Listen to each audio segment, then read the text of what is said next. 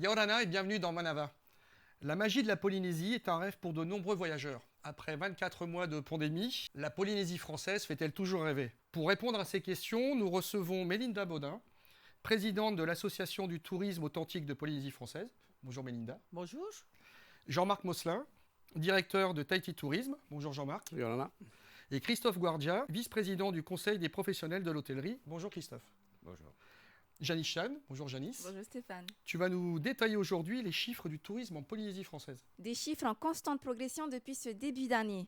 Mais souvenez-vous, il y a 2 ans, la fermeture des frontières aux touristes s'est traduite par une fermeture temporaire, voire totale, de certains hôtels de Tahiti, mais aussi dans les îles. Certains n'ont pas pu ouvrir leurs portes pendant plusieurs mois, notamment les restaurateurs ou les discothèques. C'est un fait, l'impact du Covid a été catastrophique en Polynésie, notamment pour un pays qui vit principalement du tourisme. Durant la fermeture, les entreprises ont évidemment reçu des aides, notamment le dièse qui fonctionne sur la base d'une réduction du temps de travail, mais aussi le DCT qui se traduit par une indemnité versée entre 60 et 100 000 francs. Mais après 2 années difficiles, en raison de la crise sanitaire, le tourisme reprend aujourd'hui des couleurs. Les derniers chiffres de l'ISPF, l'Institut de la statistique de la Polynésie française, le confirment. Au mois de juillet 2022, près de 24 000 touristes sont venus au Fénois contre 25 000 en 2019. Justement, Jean-Marc, quand on est à la tête de Tahiti Tourisme, comment on appréhende ce genre d'événement tel que le Covid sur un pays dont la vocation est à vocation touristique? Je crois que personne au monde a pu appréhender et anticiper un phénomène comme le Covid, hein. Par contre, effectivement, ce sont 2 années qui ont été extrêmement compliquées. Cependant, je dois dire que la Polynésie a plutôt tiré son épingle du jeu parce que par rapport à tous nos concurrents, et en particulier dans le Pacifique, y compris l'Australie, la Nouvelle-Zélande, la Calédonie, on a survécu bien mieux que tout le monde. D'abord parce que nous sommes restés ouverts quasiment tout le temps. Par ailleurs, on a eu une politique sanitaire qui était très précurseur, puisqu'on a été les premiers à mettre en place un passeport sanitaire, hein, avec ETIS. On a été les premiers à mettre des autotests en place et avec un suivi des voyageurs. Donc ça a rassuré les voyageurs. Et enfin, nous, Tahiti Tourisme, on est resté vraiment très proche de tous les vendeurs et des voyageurs en maintenant l'information en permanence. Donc ça a limité les dégâts, je dois dire. Et honnêtement, encore une fois, on s'en sort beaucoup mieux que beaucoup d'autres destinations. Christophe, le type de touriste a changé ou on a retrouvé les touristes qui avaient l'habitude de venir nous voir? Non, le type de touriste n'a pas changé. On a par contre constaté cette année un report important de séjours qui aurait dû avoir lieu en 2020 et 2021. On peut en voir les chiffres. La clientèle française, par exemple, très importante cet été, c'est dû aussi à ce fait. Melinda, est-ce que tu as des demandes particulières de l'hôtellerie, on va dire de la petite hôtellerie, avec une clientèle qui voudrait se tourner vers d'autres loisirs? Alors, la clientèle déjà des pensions de famille, on va dire, dans toutes les îles de Polynésie, reste la même, hein. C'est quand même une clientèle métropolitaine, déjà. C'est notre premier marché. Ensuite, on a les Européens. Donc, c'est une clientèle qui ne change pas, qui vient ici pour partager, qui veut être avec la population. En plus, il y a des passionnés de randonnée, de pêche, de plongée sous-marine. Ce sont toujours les mêmes personnes, les mêmes touristes qui reviennent chez nous. Puis la qualité de vie qu'on peut avoir en Polynésie aussi, on voit les photos derrière, c'est sûr que ça fait envie. Ben, c'est ça. La destination. Oui, vas-y. Par contre, si je peux me permettre, au niveau global, hein, donc on se retrouve quand même avec une situation à cause des marchés qui sont fermés ou ouverts ou qui sont restés ouverts pendant cette période, avec une grosse majorité d'Américains. C'était déjà le cas dans le passé, mais là on dépasse les 50% d'Américains et de métropolitains qui dépassent les 35% également. Ce qui fait qu'on a véritablement quasiment tous nos touristes dans les mains de 2 marchés. Ce qui est un petit peu ça pourrait être problématique. Qui peut être problématique si, par exemple, les États-Unis, il y avait un problème économique ou quelconque, et on pourrait se retrouver effectivement un peu démunis. Une autre clientèle qui venait régulièrement, la clientèle japonaise, ne voyage pas pour le moment. Alors justement, il nous reste encore toute la clientèle d'Asie qui reste fermée, ainsi que l'Amérique du Sud, et sachant que l'Australie et la Nouvelle-Zélande ne s'est ouverte que depuis le mois de juin réellement, hein. Quand tu vas sur les salons à l'international, est-ce que tu vois que la Polynésie française réagit bien et que justement on va réussir peut-être à aspirer, absorber, intéresser une clientèle qui ne venait pas nous voir? C'est clair, on a toujours eu l'avantage d'avoir une destination extrêmement attractive, hein, c'est clair. Mais je dois dire quelque part que cette crise sanitaire a été plutôt en notre faveur, dans le sens que on a vraiment tous les éléments pour être une destination refuge, pour être isolé, ce qui était un handicap dans le passé, pour être un petit peu cher. Donc du coup, ça limite un petit peu le nombre de voyageurs. On n'a jamais été une destination de masse, hein, mais on a aussi un produit qui s'adapte totalement à la situation, puisque, il faut aller loin. On distribue, entre guillemets, on répartit les touristes dans différentes îles, dans des hébergements qui sont à taille humaine. Même les plus grands hôtels ne dépassent pas les 300 chambres, ce qui est vraiment petit à l'international, ou dans les pensions de famille, ou dans des croisières aussi à taille humaine, ou alors dans des bungalows qui sont séparés également. Donc en termes de distanciation, on ne peut pas rêver mieux, ou dans des charters nautiques également. Donc on a vraiment un produit qui est adapté pour, et on a un système de santé qui rassure aussi les voyageurs. Oui, ça c'est la réalité. Christophe, est-ce qu'il y a toujours des problèmes ou est-ce que ça s'est estompé en termes de recrutement et de personnel? Parce qu'on entend beaucoup en France les restaurateurs, les hôteliers se plaindre du fait qu'il n'y ait pas suffisamment de personnel. Est-ce que c'est le cas en Polynésie? Alors, il y a toujours on travaille en flux tendu sur certains postes et sur certaines îles. Par contre, je pense que tout le monde a assumé cette reprise assez forte en pouvant recruter du personnel. Pourquoi? Parce que les aides qui ont été mises en place nous ont permis de garder tous nos employés. Et quand l'activité a redémarré, nos employés, le fond de nos employés était là, et on a pu reprendre tous les gens qui étaient en CDD, par exemple, que l'on n'avait pas renouvelés, on a pu les reprendre. Donc, de par mes confrères, on n'a pas de problème majeur de recrutement. Par contre, effectivement, sur certains postes, surtout des postes de management, c'est compliqué, mais ça a toujours été compliqué. C'est la destination qui fait qu'elle est compliquée? Pas l'éloignement, l'éloignement, manque de formation, et puis c'est un peu compliqué aussi de faire venir des gens. On préfère faire venir des gens de Polynésie, travailler avec des gens sur place, que de faire venir des gens de métropole. Oui, ce qui peut avoir du sens. Il y a un autre aspect, que ce soit des métropolitains ou des Polynésiens, c'est l'hébergement dans les îles, pour le personnel. C'est un vrai problème. C'est des questions que clairement, on parlait de Bora tout à l'heure, puisqu'on Voilà. sait très bien que c'est toujours très compliqué que d'avoir et du personnel et de pouvoir l'héberger. Exactement. Il y a un phénomène qui est très marquant, c'est avec le développement des meublés du tourisme. Aujourd'hui, pour des gens qui veulent se loger à l'année, que ce soit à Tahiti, à Moorea ou à Bora Bora, c'est quasiment devenu impossible. Donc ça limite aussi nos marges de manœuvre en termes de recrutement. Le gouvernement a été alerté sur ce problème-là, j'imagine? Oui, tout à bien fait. sûr. Et quelle solution ils peuvent essayer d'apporter? J'ai bien dit essayer d'apporter, parce qu'ils ne sont pas magiciens. On a à peine effleuré le sujet, en fait. On n'est pas allé en profondeur. Mais il faut vraiment qu'on prenne ce sujet à bras-le-corps, parce que c'est vraiment un problème aussi pour tout le monde. Je vois bien. Petite question sur le fait que les pensions de famille restent très attractives en Polynésie, parce qu'il y a cette notion de proximité, on va dire de réalité de la Polynésie. On est très bien dans les hôtels aussi, évidemment. Mais est-ce que la jeune génération commence à reprendre un petit peu l'idée de se dire tiens, je vais continuer, je vais ouvrir des pensions et ainsi de suite? Alors justement, on s'est aperçu, il y a beaucoup de familles qui veulent ouvrir, qui veulent construire, qui veulent créer. Et ça, je me dis, waouh, super, surtout après la crise qu'on vient de vivre.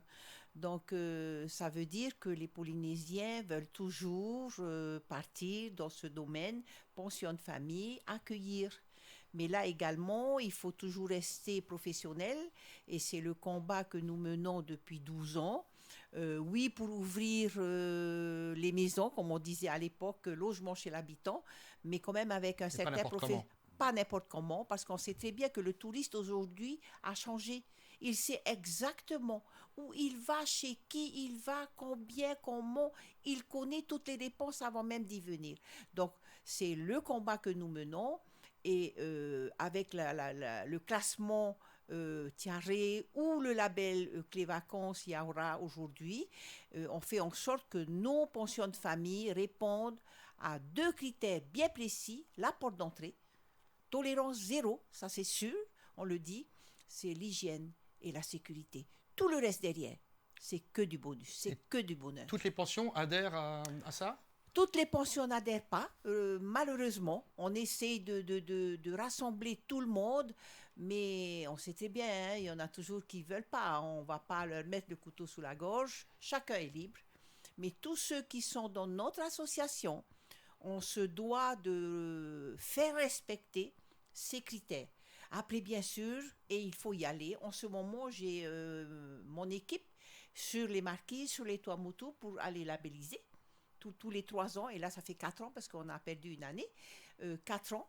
Mais aussi, c'est obligé. C'est de demander à ces professionnels de rester professionnels.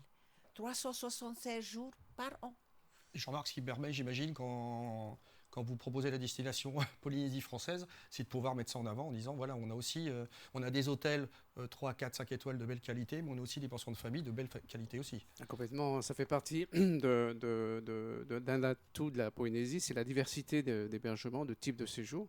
Et effectivement, les pensions de famille sont extrêmement demandées. Alors c'est intéressant parce que c'est par marché. C'est très demandé par l'Europe, par la métropole, beaucoup moins par les États-Unis et d'autres marchés, ou le Japon. Et on a aussi le phénomène de gens qui font des séjours hybrides ou entre hôtels, voire d'hôtels 5 étoiles, pour passer ensuite aux pensions de famille et revenir vers les hôtels et inversement. Donc c'est vraiment un atout que nous avons et qu'on veut absolument préserver. Ça fait partie de la culture du tourisme en Polynésie. Très bien. Je veux bien ajouter quelque chose Bien sur sûr, ce point, Christophe. pardon. Aujourd'hui, nous, on vend une expérience. Hein. On ne vend pas simplement une chambre d'hôtel ou une chambre dans une Un pension. savoir-faire. On vend un savoir-faire et une expérience. Et que l'on soit dans une pension de famille ou dans un hôtel classé, on veut faire vivre aux clients cette expérience. Donc, ça passe par le partage de la culture polynésienne. Et c'est pas, même dans les grands hôtels, on fait vivre la culture polynésienne. On reçoit des groupes de danse qui font des shows dans les hôtels. Il y a des démonstrations d'artisanat. On participe aussi à ça. On marque une pause et on se retrouve dans un instant.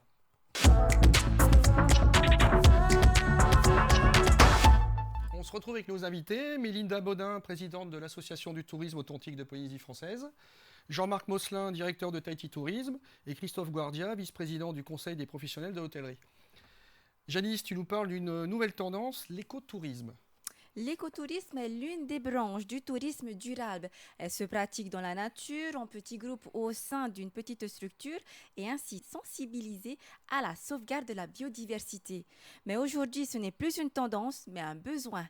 Plus de 80% des touristes voyageurs veulent partir de façon plus responsable et plus durable. Et pour cela, la Polynésie l'a bien compris. Par exemple, les hôtels et les pensions de famille prennent de plus en plus ce rôle en sérieux. Certains se voient même décerner des certifications internationales et les plus prestigieuses en matière d'écotourisme et du développement durable.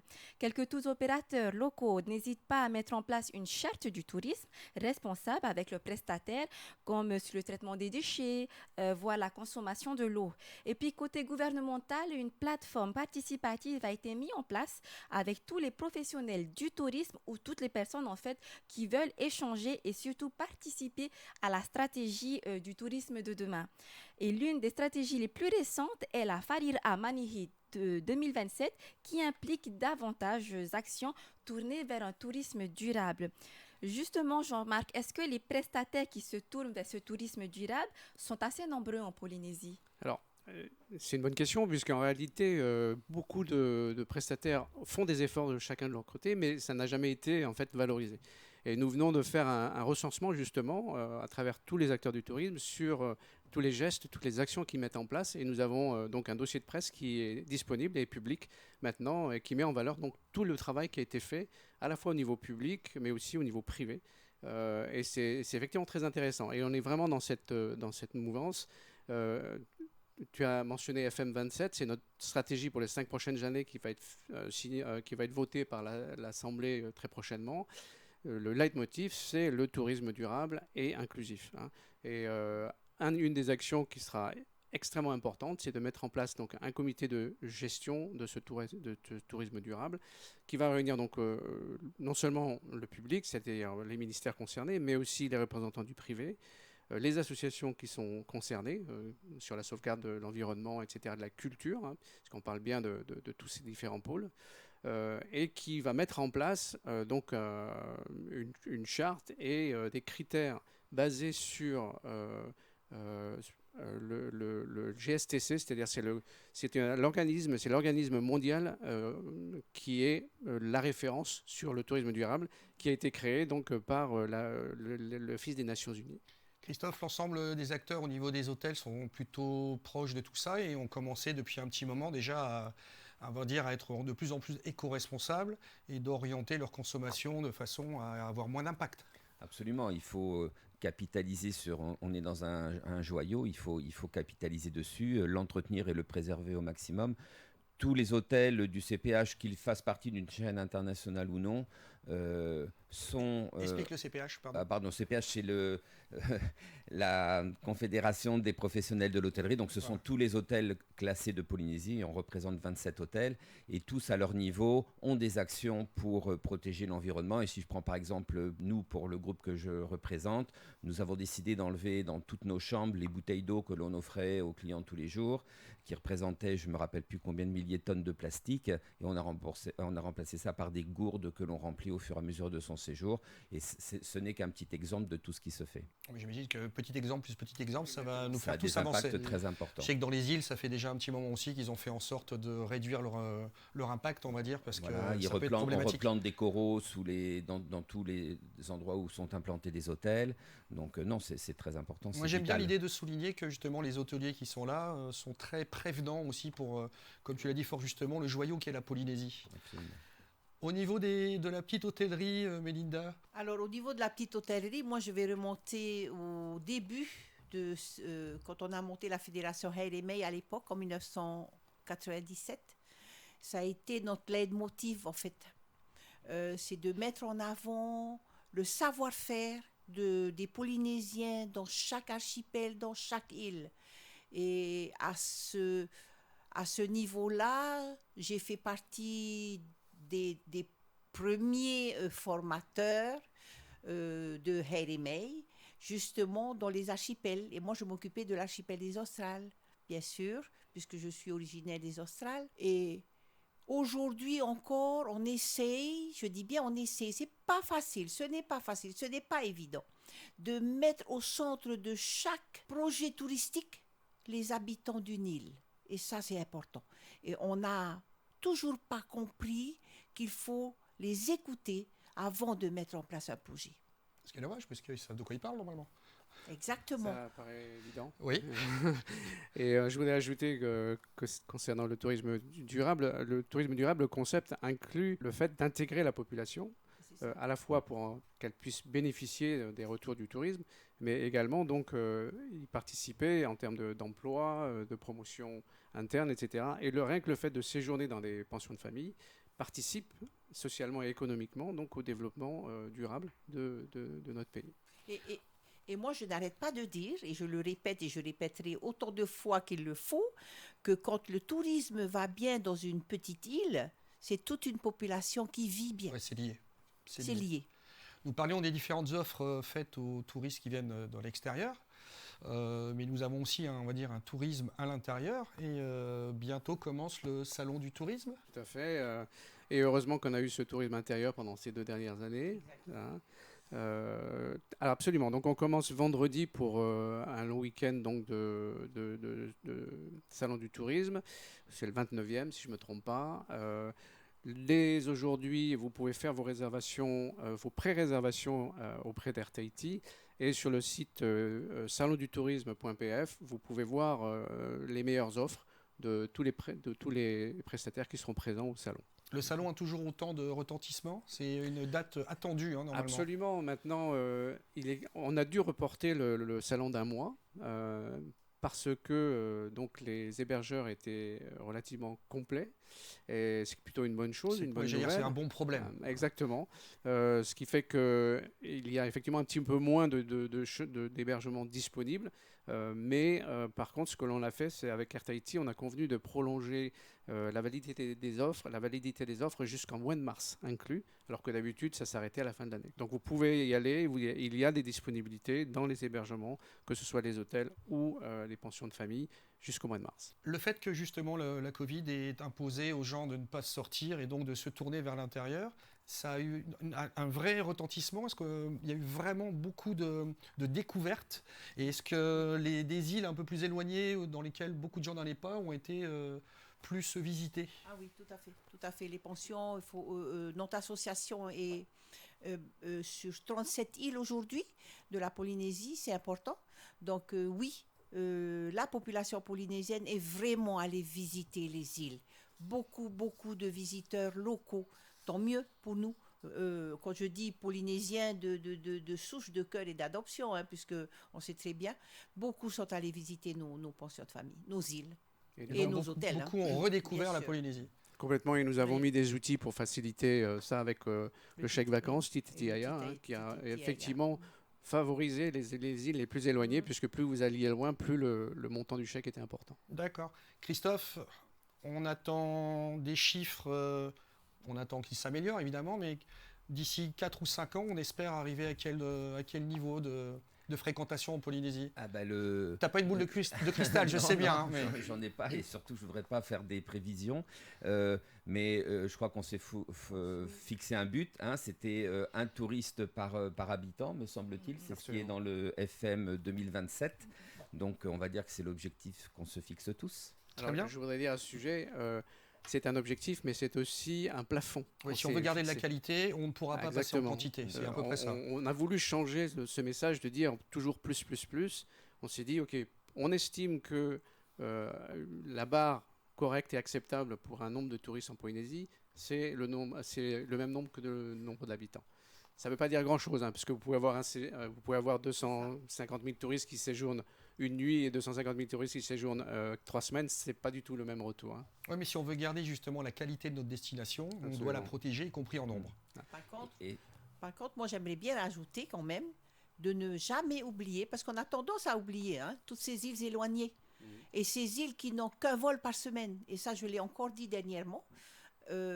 Qui voudrait aller passer une semaine à Niue, Aratika, Kauai, et ne pas oublier ces îles éloignées qui sont demandeuses également et dont les populations voudraient avoir un tout petit peu plus de touristes. Alors, j'aime bien quand on dit oui, on a un plafond, mais le plafond, c'est pour qui? Parce que quand on voit que Bora et Moorea prennent toute la clientèle, les autres îles n'en ont plus. Donc, n'oublions pas, surtout, et moi, je vais défendre ces îles comme Uapo, comme Uahuka, comme Fatuhiva, les îles des Marquises, les îles éloignées qui sont les moins touchées, sont demandeurs également. Je pense qu'on l'a bien entendu. Oui, alors je voulais rebondir sur ce point parce qu'on est tout à fait en accord, Melinda et moi, sur ce point, et je pense que Jean-Marc aussi. Si on veut atteindre cet objectif qu'on s'est fixé, on ne l'atteindra jamais en capitalisant sur les 3 îles majeures qui fournissent nos touristes aujourd'hui. Ça ne se fera que par le développement d'autres îles. C'est obligatoire. Hein. Sinon, on va perdre notre image de destination préservée que l'on a et qu'on souhaite entretenir. Ben voilà qui va faire office de conclusion.